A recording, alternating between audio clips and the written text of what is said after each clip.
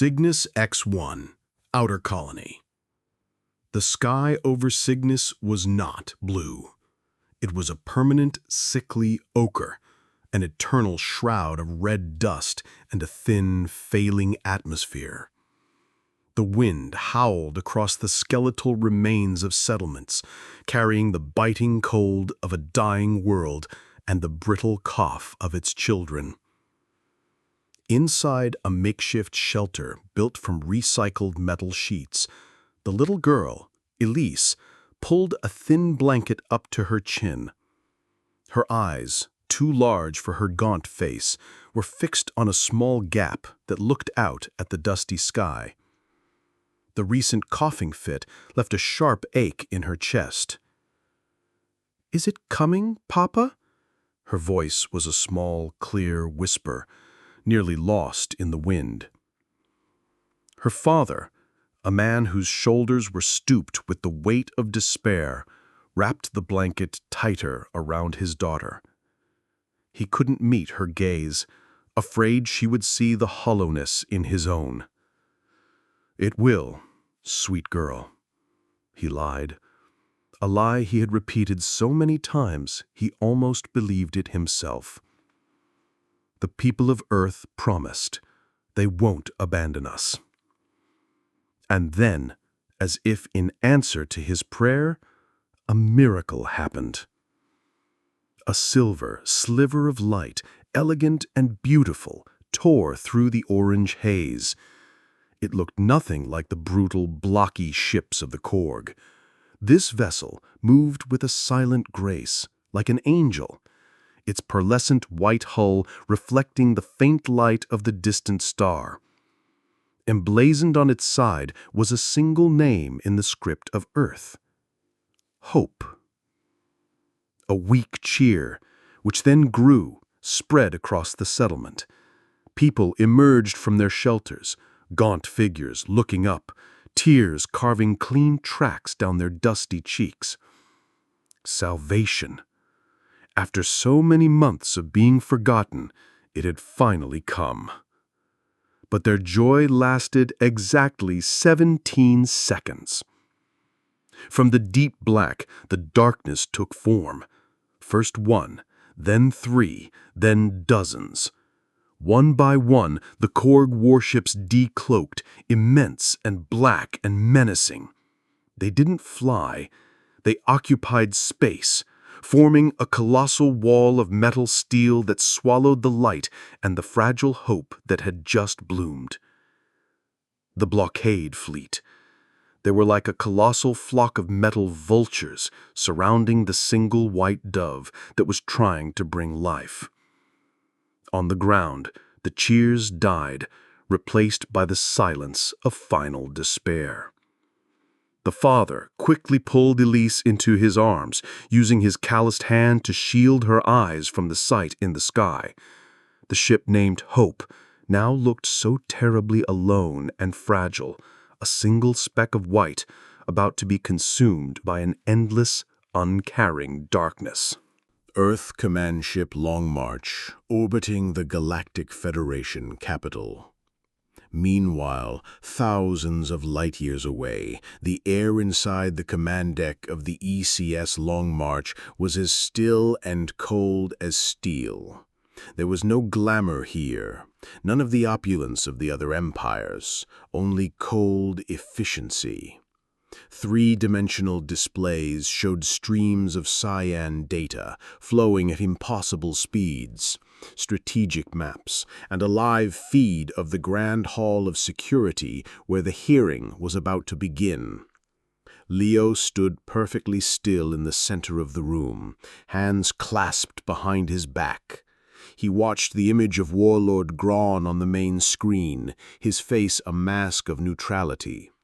His simple gray technician's jumpsuit, unadorned and practical, made him seem more like a part of the ship's machinery than a man. There was an unnatural stillness about him, the calm of a deep lake before a storm. Admiral Elias Shaw stood with his back to him, looking out at the cosmos through the large reinforced crystalline viewport. He was an older man, with silver hair cut short in a severe military style and a faint scar that traced a line down his temple. His eyes had seen the birth and death of stars, and his voice, when he spoke, was not loud, but it carried the immense gravity of world-defining decisions. He will look at you, and they will see weakness. They will see a technician, a messenger boy sent to beg. That is our weapon. Their arrogance will be your shield. He turned around, his sharp, hawk-like eyes locking onto Leo's. Your mission is not to negotiate, Leo. You are not a diplomat. You are a detonator. The Council will test you. Grorn will humiliate you. You will endure it. You will let him expose his nature to the entire galaxy. He stepped forward, closing the distance between them to an arm's length. Your mission is to act only upon my signal, Phoenix Wing, or in the event of a direct and lethal threat to your life. Not a second sooner, not a second later. Is that clear? Leo looked up, and for a fleeting moment the stillness in his eyes seemed to contain an impossible weight, a resolve forged over years of preparation. He nodded. "Crystal, Admiral." "Good," said Shaw, a flicker of satisfaction crossing his stern face. "The shuttle is ready. Go show them Earth's kindness." Leo turned, his steps even and unhurried. As he entered the transport elevator, the steel door hissed shut, obscuring him from view. Admiral Elias Shaw turned back to the screen, where Grorn's arrogant image was now speaking. He whispered softly to himself, a whisper only the vacuum of space could hear. "And our weakness, too." The doors to the grand hall of security hissed open, and Leo stepped inside. The chamber was cathedral-like, a cavern of polished black obsidian and cold, shimmering light. On tiered platforms, the delegates of the galaxy's most powerful factions sat on their thrones, looking down not just in altitude, but with an almost palpable disdain. This wasn't a hall of justice, it was an arena, and Leo was the day's entertainment. A low murmur rippled through the assembly as he walked towards the central podium. An insectoid delegate from the Cygnon system clicked its mandibles in what could have been amusement. A being of pure energy from the Andromeda Drift shimmered with faint contempt. But all other sounds were silenced by the rumbling chuckle from the main throne. Warlord Grorn, leader of the Korg, was even more immense in person. He was a mountain of gray crystalline stone and corded muscle, his armored carapace reflecting the starlight from the holographic ceiling. "So," Grorn's voice boomed, not so much a sound as a seismic event.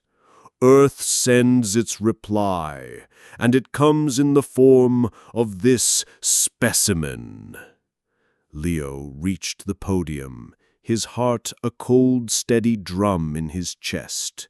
The adrenaline was there, a tight knot in his stomach, but years of training had built a wall of ice around it. He was a technician. His job was to perform his function flawlessly. He placed the small cyan data crystal on the lectern.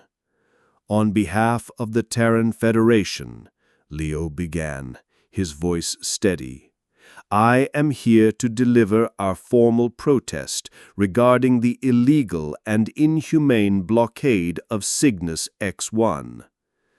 Grorn laughed again, a grating sound of rock grinding against rock.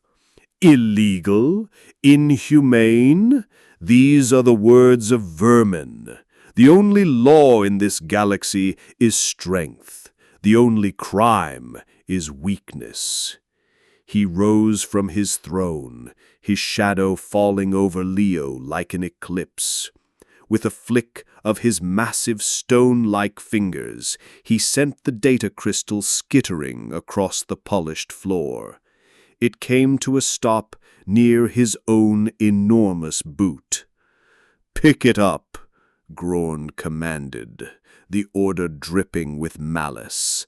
"That is the natural position for your kind, kneeling." The hall was tomb-silent. Every delegate watched, their faces a mixture of morbid curiosity and cruel satisfaction. Leo's gaze dropped to the floor. In the obsidian reflection, he could see his own small, wavering form and the towering, monstrous shape of Grorn looming over him. He felt the heat of 100 different suns of humiliation on his neck. "This is it," a voice in his mind, the voice of Admiral Shah, said calmly. "The trigger point. Endure it." With a controlled exhale, Leo bent down. His knee almost touched the ground as his fingers closed around the cool, smooth surface of the crystal. He stood up slowly, placing the crystal back on the podium as if nothing had happened.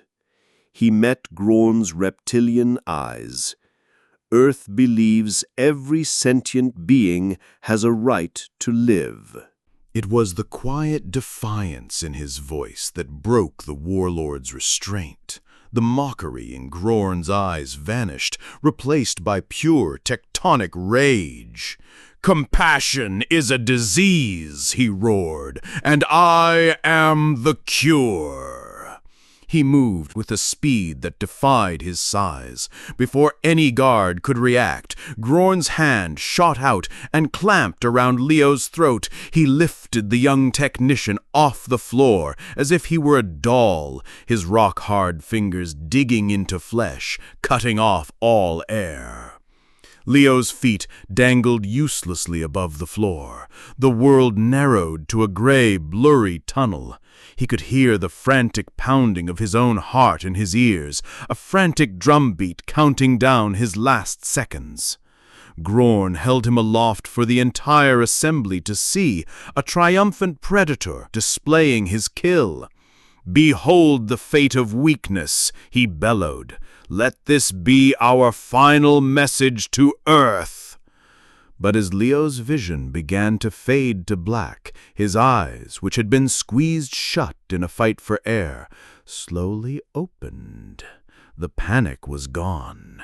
In its place was an abyss of cold, absolute focus. A faint, incandescent blue light began to smolder in the depths of his pupils. His limp hand, the one that had picked up the crystal, slowly rose. He placed it gently, almost tenderly, on Grorn's massive, rock-like forearm. A voice echoed through the hall. It wasn't a sound that traveled through the air. It was a violation. A shard of ice slid directly into the consciousness of every being present. It was Leo's voice, but amplified, layered, ancient. "You are holding the wrong thing." Crack! It wasn't a sharp snap, but a deep, sickening, grinding sound, like a mountain giving way from within. A spiderweb of incandescent blue light erupted from the point where Leo's hand rested, racing up Grorn's arm. Crack! Crumble! The warlord's unbreakable crystalline hide fractured and shattered. Shards of obsidian-like bone burst from his forearm. Grorn let out a roar, but this time it was not of triumph. It was the sound of primal agony and shattered faith, the sound of a god discovering its own mortality. The crushing pressure on Leo's throat vanished. Grorn stumbled back, his arm a ruined, bleeding wreck, his mind reeling from a pain he didn't know could exist. Leo landed lightly on his feet, his boots making almost no sound on the obsidian floor. He took a deep, shuddering breath, rubbing his bruised neck. He looked at the once mighty Warlord, now on his knees, cradling the remains of his arm, and his expression was not of rage or triumph. It was of quiet, profound disappointment. "I gave you a chance to stop," Leo said, his voice now his own again, but carrying a new chilling authority. A tomb-like silence had fallen over the grand hall. The only sounds were the pained, ragged breaths of Warlord Grorn, still kneeling on the floor, and the soft hum of the life support systems that now felt deafening. The delegates, beings of immense power and authority, were frozen on their thrones, their minds struggling to process the impossible event they had just witnessed. Their universe, with its neat, predictable rules of strength and weakness, had just been torn apart. Leo ignored them all. He paid no more attention to the defeated Warlord than he would a piece of broken furniture. The dismissal was more profound than any insult. He walked calmly back to the shattered podium, his footsteps echoing in the cavernous hall. He picked up the cyan data crystal from the floor. He held it between his thumb and forefinger, and for a moment the assembly watched, thinking he might simply present it again. Instead, he pressed his thumb against its surface. The crystal chimed softly, and a cool blue light pulsed from within, projecting a faint lattice of light onto his palm. He looked up, his gaze sweeping across the terrified faces of the council. "My physical demonstration is complete," Leo stated, his voice devoid of emotion. "Now for the protest note itself." He placed the crystal into a port on the broken podium. The air above it shimmered, and a massive, crystal-clear hologram filled the center of the hall. But it was not a document of text or a diplomatic plea. It was a live, real-time feed of the Cygnus X-1 system. Everyone saw it. The hulking, brutalist shapes of the Korg blockade fleet, hundreds of them encircling the starving planet, and in their midst, like 3 lost lambs, were the small white Earth freighters. One of the delegates, a Xylosian ambassador, let out a soft gasp. It looked like a prelude to a slaughter. "Your military intelligence classified these vessels as unarmed civilian freighters, Class 4 Hope models, to be precise. A clerical error." As he spoke, the feed zoomed in on the 3 ships. "Their designation," Leo continued, "is actually Class 7. We call them the Wolf Pack." On the live feed, a transformation began that defied all known principles of starship engineering. Panels on the smooth white hulls of the Hope freighters slid away. What everyone had assumed were cargo containers were actually heavily armored modular weapon pods. A long spinal cannon, previously hidden in the ship's superstructure, emerged along the dorsal ridge of each vessel. Banks of missile tubes slid out from the flanks. The soft civilian running lights extinguished, replaced by the aggressive, piercing blue of combat-ready engines flaring with Cherenkov radiation. In less than a minute, the 3 harmless-looking lambs had shed their wool. They were now 3 sleek, menacing predators, bristling with weapon technology that looked generations ahead of anything in the Korg fleet. And they were positioned perfectly, a dagger's point aimed at the heart of the Korg command ship. The hunters had become the hunted. A wave of panic washed through the hall. This wasn't just a man with impossible strength. This was a species with impossible technology and a terrifying capacity for strategic deception. From the floor, Grorn looked up at the hologram, his one good eye wide with disbelief and fury. "A trick!" he roared, spitting purple blood. "3 ships! My fleet will crush your pathetic wolf pack!" Leo looked down at the defeated warlord with something akin to pity. "Your fleet?" he asked softly. He raised his other hand and swiped through the air. A second holographic window opened beside the first. This one showed a different system, a massive gas giant with majestic, swirling rings, and nestled within those rings, perfectly hidden until this very moment, was a single ship. If the Korg vessels were mountains of steel, this was a force of nature. It was a single, vast, crescent-shaped vessel of pure black, so dark it seemed to absorb the light around it. It had no visible weapons, no engines, no bridge. It was a silent, geometric wound in the fabric of space. A delegate whispered the name of the system, his voice trembling. That's Korg Prime, their home world." The black ship, the ECS Retribution, drifted out from the cover of the rings. A section of its crescent hull shimmered and became transparent, revealing a contained sphere of energy inside, a miniature star swirling with incandescent blue and white plasma. It was not a weapon, it was a promise of annihilation. "The 3 wolves at Cygnus X1 are not there to fight your fleet, Warlord. They are there to ensure your flagship does not escape." He gestured to the image of the Retribution. "This is for your fleet, and for your world should they choose foolishly." He turned his attention back to the Council, now utterly cowed. His voice was the only authority left in the universe. "The blockade of Cygnus X1 ends today. The Phoenix Protocol is now active. You have 15 standard minutes to comply with the following terms." A massive holographic timer appeared in the hall. Its red numbers began their silent descent. 1500, 1459, 1458. 1. The entire Korg blockade fleet will power down its weapon systems and transmit its unconditional surrender to the Wolfpack Command. 2.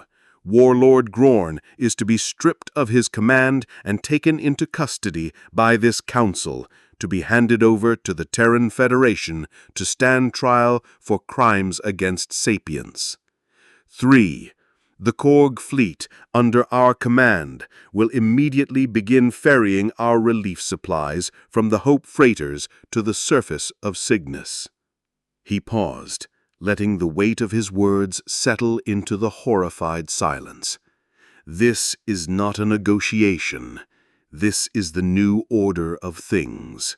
Your time is running out. The silence in the grand hall was a physical weight, broken only by the steady, merciless descent of the holographic timer. 0947, 0946. Panic erupted. Delegates scrambled, shouting into their communicators, their voices a cacophony of 100 different languages clashing in the air. A Xylosian ambassador collapsed onto his console, his translucent form flickering erratically.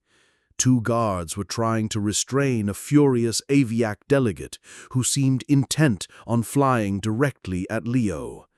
And on the floor, Grorn finally found his voice again.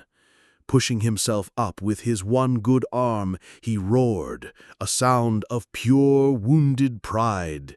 "You will pay for this, human. The Korg Imperium will burn your insignificant world to a cinder." Leo didn't even grant him a glance. His eyes remained fixed on the timer, his posture one of perfect, unshakable calm. He was an island of stillness in a hurricane of his own making. But the real response wasn't in that room. Korg Prime, Primary Command Bunker. Deep beneath the jagged obsidian mountains of the Korg homeworld, in a Spartan bunker that prioritized function over all else, High Marshal Vela watched the events unfold on a central holographic display. She was a Korg, but built differently from Grorn. Where he was a mountain of brute force, she was a sleek obsidian blade. Her movements were precise, her dark eyes cold and analytical, processing Grorn's humiliation not as a tragedy, but as a data point. An underling, his scales pale with fear, rushed to her side. "High Marshal, Warlord Grorn is defeated. The fleet at Cygnus, the enemy ship over our world. Your orders." Vela's gaze didn't leave the screen. "Warlord Grorn has allowed his ego to become a strategic liability. He is no longer a warlord of the Korg. He is a sacrifice." The underling stared, uncomprehending. "A sacrifice?" "His fleet is lost," Vela stated, her fingers dancing across a console. "His usefulness is at an end." She pressed one final key. "Transmit protocol Ashfall, effective immediately." The underling recoiled. "Ashfall? But that means—" "It means we sever all command links to the Cygnus fleet. They are on their own," Vela interrupted, turning to face him for the first time. There was no fear in her eyes, only cold, burning ambition. "Also means we broadcast this." The main screen shifted. It now showed a heavily edited version of the events in the Grand Hall. It showed Leo, his eyes glowing, shattering Grorn's arm out of context. It showed the ECS Retribution appearing over their homeworld, its weapon charging, framed not as a response but as an unprovoked threat of genocide. Leo's calm, measured ultimatum was twisted into the hateful, tyrannical rant of a monster. "Broadcast it," Vela commanded, "on all emergency channels, to every system in the Federation, to our allies and to our enemies. Let them see the kindness of Earth." She smiled, a chilling sight. "Grorn ruled through fear of the Korg, a clumsy tool. I will rule by uniting the galaxy against a common enemy. This human has just given me the greatest gift imaginable, a monster they can all fear together." Vela's poison spread quickly. The Galactic Network, already reeling from the news of the confrontation, was now flooded with Korg propaganda. Chaos erupted. In the Zothra Dominion, a warrior race known for their pride, the ruling council watched Vela's broadcast. Their matriarch slammed a clawed fist on her throne. "This is an unacceptable breach of galactic order. No single species can be allowed to hold a planet hostage. The humans have revealed themselves as tyrants. We will answer the Korg's call." On the neutral world of Xylos, the ambassador who had fainted in the Grand Hall gave his report. "Their power, it's not conventional, it's fundamental. To oppose them is to oppose physics itself. We must remain neutral at all costs." On the financial hub of Centauri Prime, markets crashed. The sudden instability and the threat of a full-scale galactic war sent every stock into a nosedive. Corporations with ties to the Korg Imperium found their credit lines frozen, their assets suddenly worthless. Panic began to set in. Back on the ECS Long March, the strategic map in the command deck shifted and changed. The clean two-sided conflict was gone. Dozens of systems, swayed by Vela's message or their own ambition, flared red, joining the newly formed Galactic Defense Coalition under the Korg's leadership. Others turned a neutral gray. Earth's blue suddenly looked very, very small and isolated. The problem had grown 100 times more complex. Admiral Elias Shaw stared at the fractured map, his face a grim mask of concentration. The 15-minute timer in the Grand Hall was still ticking down, but it was no longer the only clock that mattered. The galaxy was drawing battle lines. The real war was about to begin.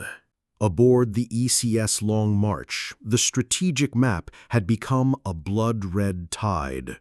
The newly formed Galactic Defense Coalition, a patchwork of ambitious empires and fearful systems, now vastly outnumbered Earth's known assets.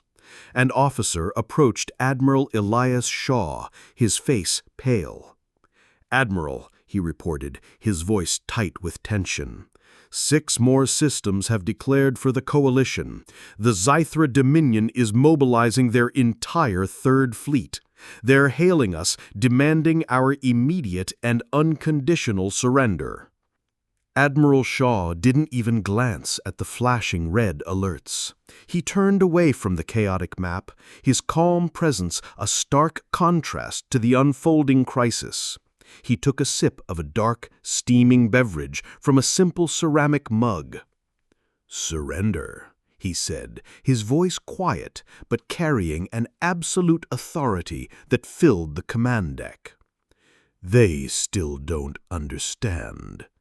He placed the mug down with a soft click. "This is not a military conflict to be won with ships and guns. They are mistaken." He turned to his command crew. His voice was now sharp, precise, like a surgeon's scalpel. "This is a system-wide collapse. We are merely choosing the order in which the pieces fall." He looked at his communications officer. "Lieutenant, execute Financial Storm Protocol. Target every corporation and financial institution with known ties to the coalition leadership. I want them bankrupt by the time my drink gets cold." The lieutenant's eyes widened, but he simply replied, "Yes, Admiral." Then Shaw turned to his intelligence chief. "Major, you have your target list. Release the Pandora's files. Prioritize the Zythra matriarch and her inner circle. Let's see how strong their alliance is when they see the daggers their new friends have been hiding behind their backs."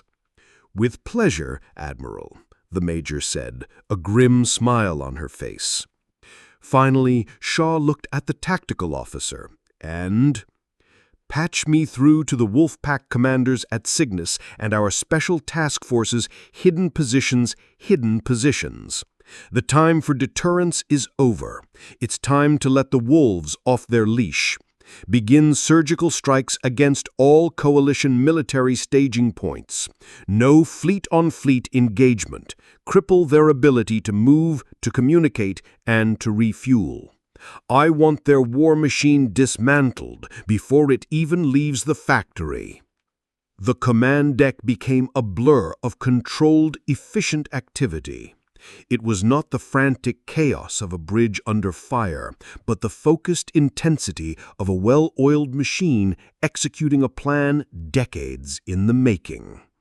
The galaxy felt the response not as a single blow, but as a simultaneous, all-encompassing systemic shock.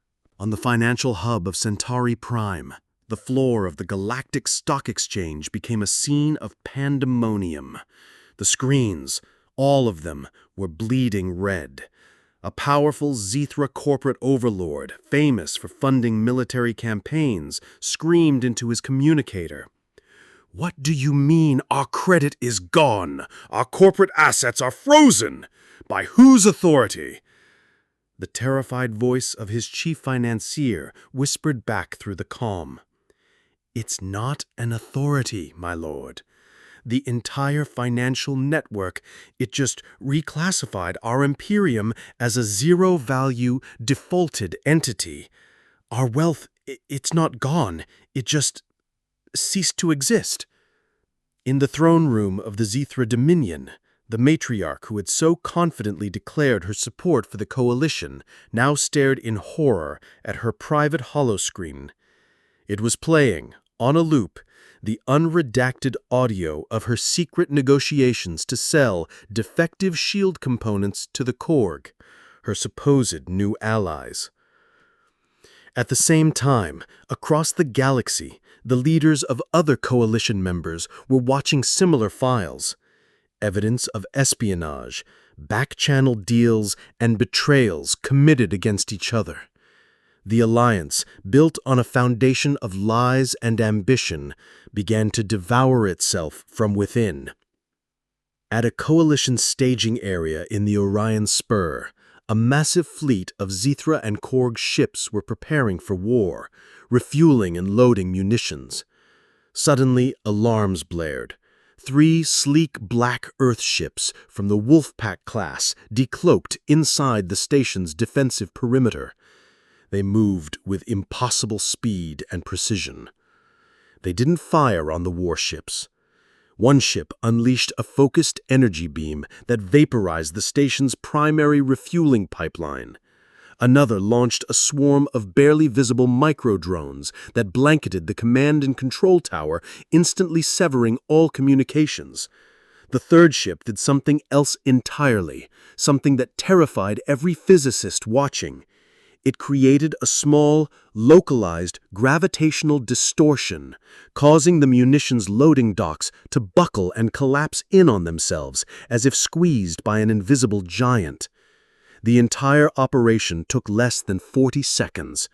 The Wolfpack cloaked and vanished, leaving behind a crippled, helpless fleet, unable to fight, unable to move, and unable to call for help. The message was clear and absolute. We can touch you whenever, wherever we want. We don't need to fight your armies. We just need to turn them off. Back on the ECS Long March, the strategic map was changing again. The red tide was receding. System after system blinked from hostile red to neutral gray. Some were even flashing blue, frantically trying to open diplomatic channels with Earth. The officer from before approached Admiral Shaw, his voice now filled with pure awe. "Admiral, the coalition, it's collapsing. They are turning on each other." Shaw simply nodded, his expression unchanged. As projected. He turned his gaze to the main screen, which still showed the timer in the Grand Hall, now with less than 2 minutes remaining. "Now," he said softly, "let's see if the fleet commander at Cygnus has made the sensible choice." The holographic timer in the Grand Hall reached its final, agonizing seconds.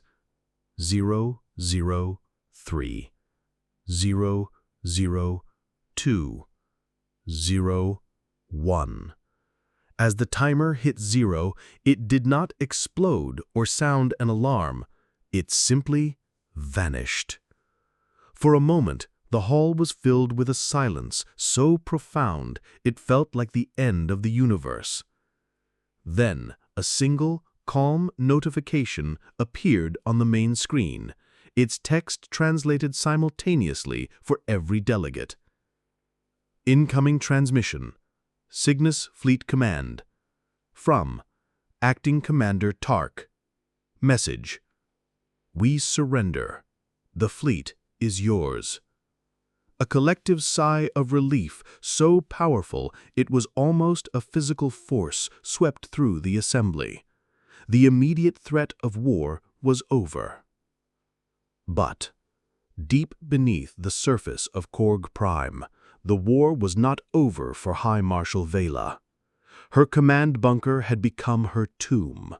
The strategic map before her was a sea of red alerts and severed connections. Her allies had abandoned her. Her economy was in ruins. Her fleets were either disabled or surrendering. She had lost. A cold, reptilian fury rose in her. "If the Korg Imperium is to fall," she hissed to the empty room, "it will not fall alone." She turned to a dark, sealed panel on the far wall, a panel that had not been touched in 1,000 years. It was the activation control for the Starfire, an ancient planetary defense system, a weapon of last resort designed not just to destroy a fleet, but to destabilize the Korg star itself, consuming the entire system in a final, glorious blaze, a final act of galactic spite. She placed her hand on the scanner. The panel lit up, recognizing her authority. High Marshal Vela identified. Unlocking Starfire protocol. Awaiting final activation command. Vela smiled grimly. This would be her legacy. A calm, familiar voice suddenly echoed from the bunker's own internal speakers. It was Leo's. "Access denied, High Marshal." Vela froze, her blood running cold. The panel in front of her flashed red. "Command override. Access denied. Source: Earth Phoenix Protocol." The heavy blast doors to her bunker slid open with a silent hiss. Standing in the doorway were not Korg guards, but a squad of Terran Special Forces. They were clad in sleek, black armor that seemed to absorb the light, their helmets hiding any sign of humanity. Their weapons were lowered, but held with an unnerving readiness. They hadn't stormed her bunker. They had simply been granted access. Vela looked from the soldiers to the console, and in that moment she finally understood. Her deepest, most secure sanctuary had just been another room in a house owned by Earth all along. Her shoulders slumped in final, absolute defeat. The war was over. Weeks later, the Grand Hall was reconvened. The atmosphere was different. The fear had been replaced by a tense, grudging respect. The massive, brutalist throne of the Korg Imperium sat conspicuously empty. Leo walked to the central podium. He no longer wore a technician's jumpsuit. He was dressed in the formal, dark blue uniform of the Terran Federation, adorned with a single silver pin shaped like a rising phoenix. He was no longer a messenger. He was the architect of the new era. He looked out at the assembled delegates, his gaze calm and steady. "Today, we do not meet as victors and vanquished. We meet as survivors of a crisis that was centuries in the making. Earth had no desire for conquest. We have watched the stars for generations, hoping to join the community you have built. But we also saw a rot at its core, an acceptance that might makes right, that the powerful can prey on the weak without consequence. The blockade of Cygnus was not an isolated incident. It was a symptom of this disease. We were forced to act, not to rule, but to cure." He gestured, and a new document appeared on the main hologram. "We offer you the Cygnus Accords, not a treaty of surrender, but a new galactic charter. It establishes 3 simple principles. 1. An attack on any member is an attack on all. 2. Universal rights to food, water, and shelter will be guaranteed and protected for all sentient beings. 3. A new, impartial Security Council will be formed, with the power to hold any faction, including Earth, accountable for its actions. He looked at them, one by one. Power without accountability is tyranny. We have demonstrated our power. Today, we offer you accountability, both for ourselves and for you. The vote was called. A tense silence fell as each delegate made their choice. The Zethra matriarch, humbled, voted aye. The Xylosian ambassador, relieved, voted aye. One by one, a new consensus was formed, born from the ashes of the old order. The Cygnus Accords were ratified. "This document is only a promise," Leo said in closing. "It is up to all of us to make it a reality. The work begins now." The scene dissolved from the Grand Hall, shifting one last time. It returned to where the story began, Cygnus X1. The sky was no longer a sickly orange. Faint, beautiful streaks of blue, the first in a generation, were beginning to appear, a result of massive terraforming efforts led by Earth. The little girl, Elise, was no longer in a dusty, windswept tent. She stood inside a new, clean biodome, looking out a real window at the changing landscape. She was healthy, her cheeks full, her eyes bright. She was watching ships land.